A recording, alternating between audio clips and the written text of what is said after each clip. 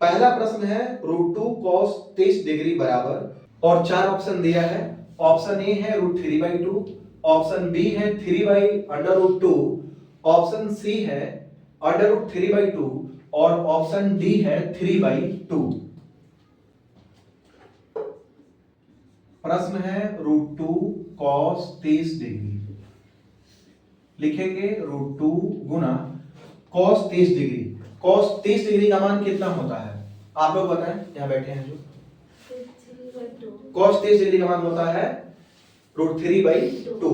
यहां लिखेंगे हम √3/2 बराबर √2 गुना √3 और 2 के लिए हम लिखेंगे √2 गुना में √2, √2 गुना √2।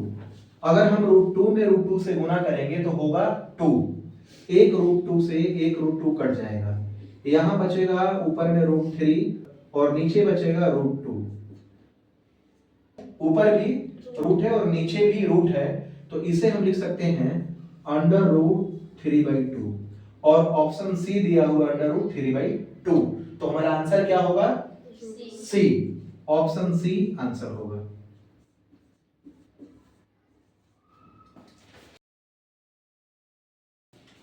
दूसरा प्रश्न है 3825 का अभाज्य गुणनखंड है और चार ऑप्शन दिया हुआ है। 3825 हम इसका अभाज्य गुणनखंड निकालेंगे तो सबसे छोटी अभाज्य संख्या कौन सी होती है? 2। 2 से इसमें भाग लगेगा नहीं, 3 से भी भाग नहीं लगेगा। हम यहाँ 5 लेंगे, 5 7 35, फिर यहाँ 3 बचा और 2 32, 5 6 30, 5 5 25, फिर 5 से भाग करेंगे तो 5 एकम 5, 5 5 25 और 5 दिया 15। फिर 153 किससे भाग लगेगा? 153 बताएं। 3 से भाग करेंगे, 3 5 15, 3 एकम 3 और 3 से 51 कटेगा 17 बार में, फिर 17 से 17 कट जाएगा एक बार में। इसलिए 3825 बराबर क्या होगा? 5 है 2 बार, 3 है 2 बार और 17 है एक बार। तो 3 2 बार है तो हम 3 का स्क्वायर लिखेंगे, 5 भी 2 बार है तो 5 का स्क्वायर लिखेंगे और 17 एक बार है तो एक बार हम 17 लिखेंगे।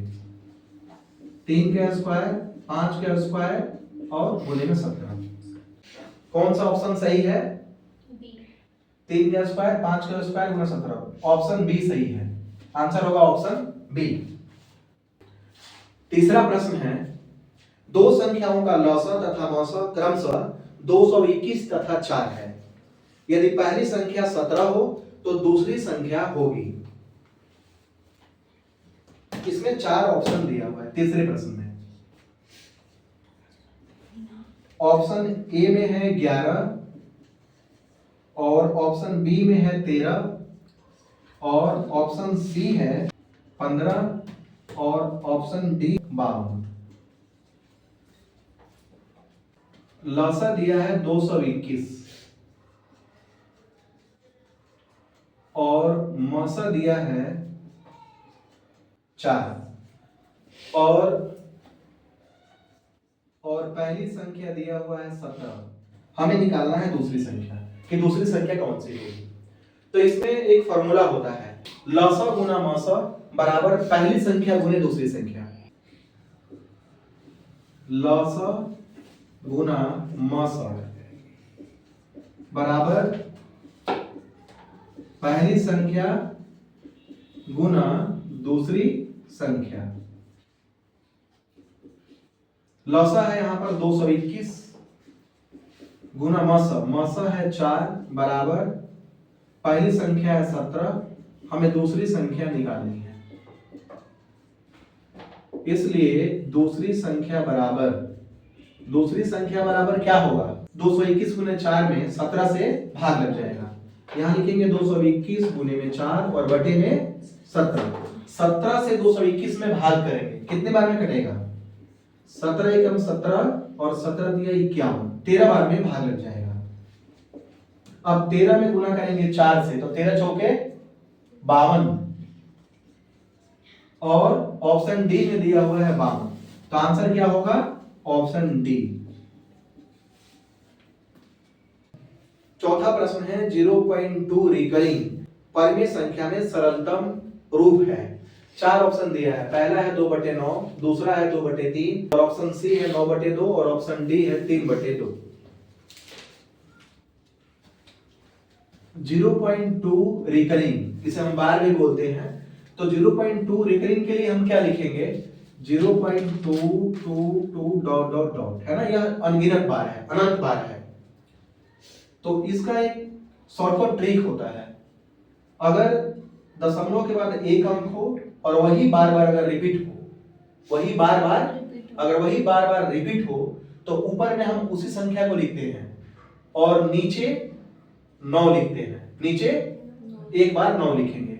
तो इसका आंसर हो जाएगा 2 और बटे में 9। ऊपर 2 बार बार रिपीट हो रहा है तो वही संख्या लिखा हमने 2 और नीचे एक बार 9 लिखेंगे। इसका आंसर होगा 2/9, ऑप्शन ए सही होगा। अगर यही प्रश्न सब्जेक्टिव में आ जाए 2 नंबर का, तो कैसे हल करेंगे? सब्जेक्टिव में मैं बता देता हूं कि पूरा कैसे हल करेंगे। लिखेंगे माना कि x बराबर 0.222 डैश डैश, और इसमें हम दोनों तरफ 10 से गुना करें। किससे? 10 से इधर भी गुना करेंगे और 10 से इस तरफ भी हम गुना करेंगे। तो यहां होगा 10x बराबर, और यहां पर 1 0 है तो दशमलव क्या होगा, गुना करेंगे तो एक अंक दाहिनी तरफ खिसक जाएगा। तो यहां पर होगा यह 2.222 और डॉट डॉट डॉट लिखेंगे। 10x बराबर ये है 2 और प्लस में 0.222 और डॉट डॉट हम लिख सकते हैं। इसको हमने क्या किया, 2 भाग में बांट दिया। फिर से अगर हम 2 को और 0.222 को अगर हम प्लस करेंगे तो फिर से क्या आएगा, 2.222 आ जाएगा डॉट डॉट। यहां लिखेंगे 10x और बराबर में क्या है 2 और प्लस में 0.222 डॉट डॉट है। तो इस संख्या को हमने क्या माना है, यहां पर इसी संख्या को हमने माना है x। क्या माना है? x माना है। तो यहां लिखेंगे हम x। अब यह प्लस x है, इस तरफ लाएंगे तो क्या होगा, -x। 10x इधर x आएगा तो -x और बराबर में 2। 10x में से x माइनस करेंगे तो क्या होगा, 9x बराबर में 2। इसलिए x बराबर 2/9। अगर सब्जेक्टिव में प्रश्न पूछेगा तो इस तरह से हल करना है, और अगर ऑब्जेक्टिव में पूछेगा तो हमें शॉर्टकट ट्रिक का उपयोग करना है। अगला प्रश्न है √2 + √3 का होल स्क्वायर बराबर, और यहाँ पर ऑप्शन ए में है 5 + 2 √2, ऑप्शन बी है 5 + 2 √3, ऑप्शन सी है 5 + 2 √6 और ऑप्शन डी है 5 + √6। √2 + √3 का होल स्क्वायर, √2 को प्लस करेंगे √3 में तो क्या आएगा, प्लस नहीं होगा। यह √2 है और यह क्या है, √3 है। तो यहाँ पर हम एक फार्मूला लगाएंगे a + b का होल स्क्वायर। a + b का होल स्क्वायर क्या होता है फार्मूला, a² + 2ab + b²। इसे हम a मानेंगे और इसको b।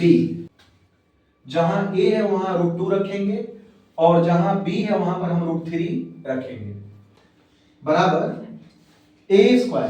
तो a² की जगह पर हम क्या रखेंगे, √2 का स्क्वायर, फिर प्लस है तो प्लस लिखेंगे, फिर है 2a, तो a की जगह पर हम क्या लिखेंगे, √2 गुना b की जगह पर हम लिखेंगे √3 और प्लस b², तो क्या लिखेंगे, √3 का स्क्वायर। √2 का स्क्वायर क्या होगा, 2 और यहां होगा 2 और 2 दिया 6, √6 और प्लस √3 का स्क्वायर करेंगे तो क्या होगा 3। 2 और 3 प्लस करेंगे तो 5 और प्लस में 2√6। ऑप्शन में कौन सा ऑप्शन सही है, ऑप्शन सी हमारा आंसर होगा। ऑप्शन सी में है 5 + 2 √6 और हमारा यहाँ पर आंसर भी है 5 + 2 √6, तो ऑप्शन सी आंसर होगा। छठा सवाल है, निम्नलिखित में कौन सह अभाज्य संख्याओं का युग्म है, और 4 ऑप्शन दिया हुआ है। तो सह अभाज्य संख्या किसे कहते हैं, वैसी संख्या है जिनका मस एचसीएफ 1 हो, उसे हम सह अभाज्य संख्या कहते हैं। अब हमें इसमें चेक करना है कि कौन सी युग्म का मौसा HCF एक है। पहला ऑप्शन है 14 और 35। 14 और 35 का हम HCF निकालेंगे, मौसा निकालेंगे। तो 14 दूनी 28, 15 में से 8 माइनस करेंगे तो 7, फिर यहां पर 14 उतारेंगे, 7 दूनी 14, इसका HCF कितना आ गया 7। यह युग्म सअभाज्य नहीं है। दूसरा क्या है ऑप्शन 18 और 25। तो 18 और 25 का HCF निकालेंगे, 18 एकम 18, 15 में से 8 माइनस करेंगे तो 7, फिर यहां पर 18 लिखेंगे, 7 दूनी 14, 8 में से 4 माइनस करेंगे तो 4, फिर क्या लिखेंगे यहां पर 7, 4 एकम 4, 7 में से 4 माइनस करेंगे तो 3, फिर यहां पर हम 4 उतारेंगे, 3 एकम 3, फिर 4 में से 3 माइनस करेंगे तो 1, और फिर यहां 3 लिखेंगे, 1 तिया 3। इसका HCF कितना आ गया 1। इसका मतलब कि हमारा बी आंसर होगा। बी क्या है, सहअभाज्य संख्याओं का युग्म है। ऑप्शन बी हमारा आंसर होगा। अगला प्रश्न है, 7वां प्रश्न है, पाई है और इसमें 4 ऑप्शन दिया है। एक पूर्णांक, दूसरा ऑप्शन है एक परिमेय संख्या, तीसरा ऑप्शन है एक अपरिमेय संख्या, चौथा ऑप्शन है इनमें से कोई नहीं। पाई क्या है आप लोग बताएं? पाई अपरिमेय संख्या है। पाई अपरिमेय संख्या है, लेकिन पाई का मान क्या होता है 22/7। तो जो पाई का मान होता है 22/7 परिमेय संख्या, लेकिन पाई को हम अपरिमेय संख्या कहते हैं। तो इसमें इसका जो आंसर होगा अपरिमेय संख्या, और ऑप्शन सी में दिया हुआ है एक अपरिमेय संख्या, तो इसका आंसर होगा ऑप्शन सी।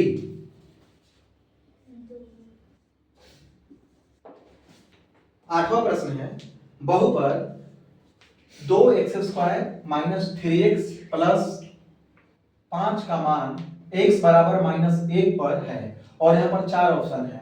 पहला ऑप्शन है 4, दूसरा है 6, तीसरा है 8 और चौथा है 10। बहुपद दिया है 2x² - 3x + 5, और x का मान दिया यहां पर -1। तो जहां जहां x है वहां वहां हम -1 रखेंगे।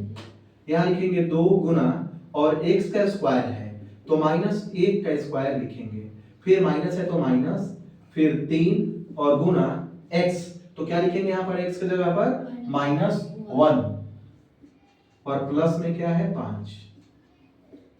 2 गुना -1 का स्क्वायर करेंगे तो -1 गुना -1 क्या होगा +1, और यहां पर माइनस और माइनस और बीच में गुना है, तो माइनस और माइनस को गुना करते हैं तो होता है प्लस, और 3 एकम 3 और प्लस में 5, 2 एकम 2 + 3 और प्लस में 5, 2 और 3 5, 5 और 5 10। मैं इतना स्लो करा रहा हूं समझाकर, आपको नहीं करना पेपर में इतना, क्योंकि यह ऑब्जेक्टिव है। फटाफट आपको इसको कैलकुलेशन करना और टिक लगा देना है, लेकिन सोच समझ कर। मैं इसको सॉल्व नहीं कर सकता, पेपर में आपको सॉल्व करके थोड़ा दिखाना है, पेपर में सॉल्व करके आपको दिखाना नहीं है, बस टिक लगाना। आपको तो केवल क्या करना है, इसमें टिक लगाना है और लिखना है इनकी ऑप्शन कौन सा सही है।